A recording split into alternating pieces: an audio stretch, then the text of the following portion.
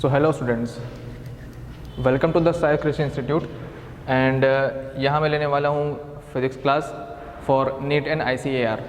So my name is Arpit Mishra and I will teach you the physics for NEET as well as for ICAR. So अगर बात करें कुछ topics की जो common हो 11th और 12th में, so यहाँ पर एक पहला टॉपिक आता है ग्रेविटेशन, जिसे हम रिलेट कर सकते हैं 12th के कूलम्स लॉ से. So अगर बात करें ग्रेविटेशन का, so the word gravitation refer to the force which the earth apply on the body to attract the body towards its center. So अगर यहाँ बात करें फोर्स का, so अर्थ जो अप्लाई करेगा force to attract the body is called gravitation force. And gravitation force depend करता है mass of body पे and the separation between the mass of body and the earth. So अगर यहाँ देखें हम, so according to universal law of gravitation, it is stated that the body is according to it, the force of attraction depends directly proportional to the product of masses of two bodies and inversely proportional to the square of distance between them. It means force of gravitation depend करेगा product of masses पे as well as the separation or distance between the two bodies. Assume करते हैं यहाँ पर दो bodies है हमारे पास and masses of bodies are m1 and m2. Let assume this is m1 and this is m2. Okay, so इन दोनों masses की वजह से इन दोनों bodies पे अप्लाई होगा एक ग्रेविटेशन फोर्स, जो कि अप्लाई करेंगे ये दोनों अपने एक दूसरे पे या फिर ईच अदर पे. जिस तरीके से m1 अप्लाई करेगा force on m2, let's say it is F1 which is due to m1. At the same time m2 apply करेगा force 2 on m1 which is F2. और इस तरीके से जो बॉडी हैवी मास का होगा उसका फोर्स ऑफ अट्रैक्शन भी ज़्यादा होगा. इट मीन्स अगर हम एज्यूम करते हैं कि m1 is greater than m2, so body m2 move करेगा टूवर्ड्स m1. इट मीन्स दोनों ही अप्लाई कर रहे हैं अट्रैक्शन फोर्स, बट जिसका मास ज़्यादा होगा उसका अट्रैक्शन फोर्स भी ज़्यादा होगा. And again the second body will move towards the first body which is having greater mass as compare to second body.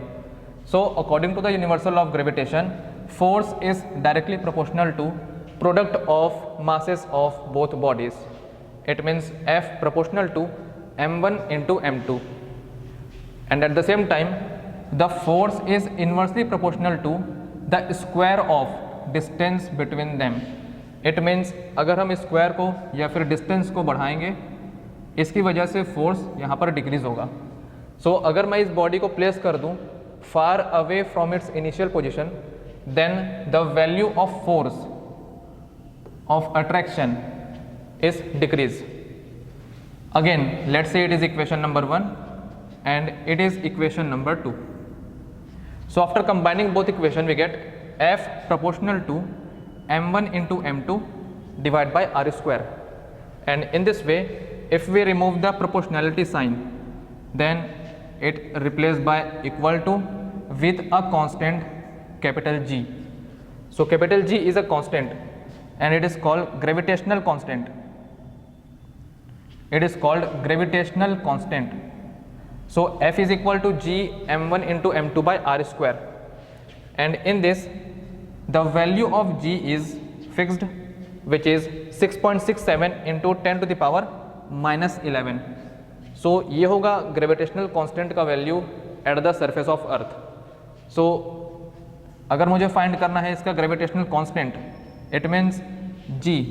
So G is equal to ये हो जाएगा F into R square, force into R square divide by product of both mass. It means m1 into m2. So इस तरीके से हम find कर सकते हैं the value of G which is gravitational constant. And in the same way we can find the SI unit. It means SI unit of capital G. अब यहाँ पर चेक करते हैं कि यूनिट ऑफ फोर्स क्या होगा, newton. In that same way unit of R square, यहाँ पर आर शो कर रहा है डिस्टेंस को, it means it is in metre so unit हो जाएगा इसका metre square whole divide by again product of mass, it means the unit of mass is kg, so kg into kg becomes kg square, it is kg square. So we get the unit of capital G, which is Newton meter square by kg square, and we can write it as Newton meter square kg to the power minus of 2. So it is a fixed value, it means the gravitational constant is fixed for every body which is present in earth. After it अगर हम check करते हैं, सो ये सारा syllabus था 11th का। अब इससे मिलता जुलता जो सिलेबस है 12th में, जो हम बोल सकते हैं कि ग्रेविटेशनल कांस्टेंट या ग्रेविटेशनल लॉ के आसपास है, वो होता है कूलम्स लॉ। जैसे कि बात किए थे ग्रेविटेशन लॉ में, फोर्स अप्लाई होता है between two bodies having masses. In the case of Coulomb's law force apply होगा between two charges, okay. And in the gravitation law the force is always attractive, it means gravitation law के according जो force exert होगा each body में वो होगा attraction force, वो कभी भी रिपल्शन फोर्स नहीं होगा। But in the case of Coulomb's law the force may be attractive और may be repulsive, depends on the polarity of charges और मैग्नीट्यूड ऑफ चार्जेस। जैसे हम चेक करते हैं, यहाँ पर अगर मैं एज्यूम कर लूँ कि यहाँ पर दो चार्जेस हैं, let's say it is Q1 and it is Q2. Again they have a distance of small r between them. It is same as the universal law of gravitation. वहाँ पर दो मासेस थे, यहाँ पर दो चार्जेस हैं। सो दो मासेस के बीच का जो फोर्स ऑफ अट्रैक्शन होगा वो था ग्रेविटेशन लॉ, एंड दो चार्जेस के बीच का जो इंट्रैक्शन फोर्स होगा, it means it may be attractive और repulsive, is called Coulomb's law. So let assume this is charge 1, this is charge 2। अगर ये दोनों चार्ज पॉजिटिव हैं, दोनों ही चार्ज पॉजिटिव हैं, सो इन पे जो फोर्स होगा वो होगा repulsive, because plus plus repel each other. And if any one of this is negative, let's say it is minus of Q2, then जो फोर्स होगा वो होगा attractive. So in the same way दो charges के बीच force of interaction होगा वो depend करेगा polarity of charges पे, आइदर प्लस पॉजिटिव और नेगेटिव पे। So again same as the universal law of gravitation, the force of interaction between two charges depends on, first is directly proportional to the product of charges. In the case of gravitation था proportional to the product of masses, क्योंकि वहाँ पर masses थे, यहाँ पर charges, तो product of charges.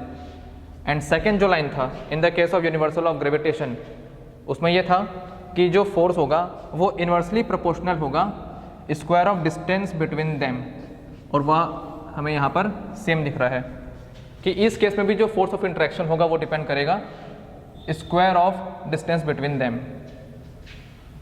सो यहाँ पर जो फोर्स है वो मे भी हो सकता है अट्रैक्टिव और repulsive, but in the case of universal law of gravitation always there exist an attractive force which try to attract the body.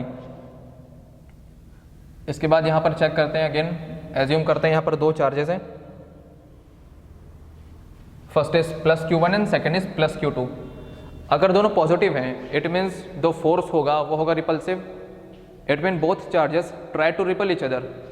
और in this condition Q1 apply a force on Q2 which is repulsive, it means Q1 try करेगा Q2 को push करने का, और अगर ये चाहेगा इसे पुश करना तो ये अप्लाई करेगा the force in the given direction like this, और ये फोर्स होगा F21, it means force on second charge due to first charge. In the same way Q2 apply करेगा एक force on Q1, again Q2 apply करेगा force to move away from the Q1 और push the Q1 in the given direction, और यहाँ पर जो force होगा वो होगा F12, it means force on first due to second. So Q1 apply a force F21 and Q2 apply a force F12 on the Q1, and यहाँ पर जो फोर्स है वो अगेन डिपेंड करेगा पोलैरिटी ऑफ चार्जेस पे। अगर दोनों चार्जेस पॉजिटिव हैं सो द फोर्स होगा रिपल्शन का, एंड अगर दोनों में से कोई भी पॉजिटिव या नेगेटिव है सो जो फोर्स होगा वो होगा अट्रैक्शन का। सो यहाँ पर हमें दिख रहा है कि दोनों पॉजिटिव है, इट मीन्स जो फोर्स है वो रिपल्शन का होगा। So like the previous topic, यहाँ भी force is proportional to product of both charges, it means F proportional to Q1 into Q2, and second is F proportional to 1 by R square, it is R square, because the force is inversely proportional to the square of distance between them. So यहाँ पर जो force है वो होगा inversely proportional.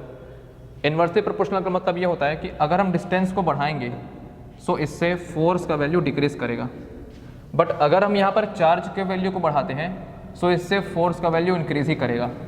It means if we increase the right part then left is again increasing, and if we increase the left part sorry right part in this case then the force is decreasing. Again combine करेंगे equation 1 and 2 को।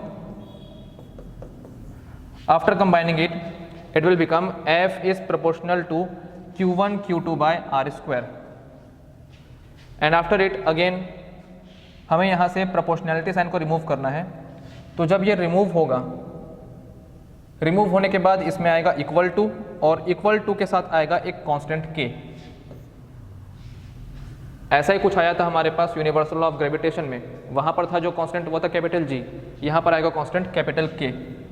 So again F is equal to K Q1 Q2 by R square, and in the case of gravitation था F is equal to G M1 M2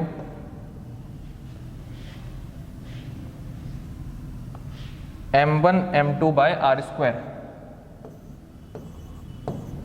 अब यहाँ पर आप relate कर सकते हैं दोनों फोर्सेस को कि यहाँ पर जो फोर्सेस हैं उनका इक्वेशन अप्रॉक्सीमेट सेम ही है, बस यहाँ पर K को रिप्लेस कर रहे हैं कैपिटल G से, Q1 रिप्लेस हो रहा है M1 से, एंड Q2 रिप्लेस हो रहा है M2 से। But in this case both equation are similar, very much similar to each other. अब जैसे वहाँ पर हम निकाले थे G का वैल्यू, उसी तरीके से यहाँ K का भी निकलता है, जो होता है 1/4 pi epsilon naught, where this epsilon naught is permittivity of the medium। It means ये दोनों चार्जेस कहाँ पर प्लेस हैं उससे डिपेंड करेगा एप्सिलॉन नॉट। एप्सिलॉन नॉट का मतलब होता है परमिटिविटी ऑफ द एयर और वैक्यूम। अगर मैं यहाँ पर सिर्फ लिखता हूँ एप्सिलॉन m तो ये शो करता है permittivity of the medium, but epsilon not show करेगा परमिटिविटी ऑफ द एयर और वैक्यूम। एंड इस पूरे वैल्यू का जो फिक्स वैल्यू होता है वो होता है 9 × 10⁹ न्यूटन मीटर स्क्वायर पर कूलम स्क्वायर। सो K का वैल्यू भी फिक्स होता है, जैसे कि वहाँ पर G का वैल्यू फिक्स था which is 6.67 × 10⁻11। In the same way यहाँ भी K का वैल्यू फिक्स होगा which is 9 × 10⁹ again newton metre square पर कूलम स्क्वायर। ओके,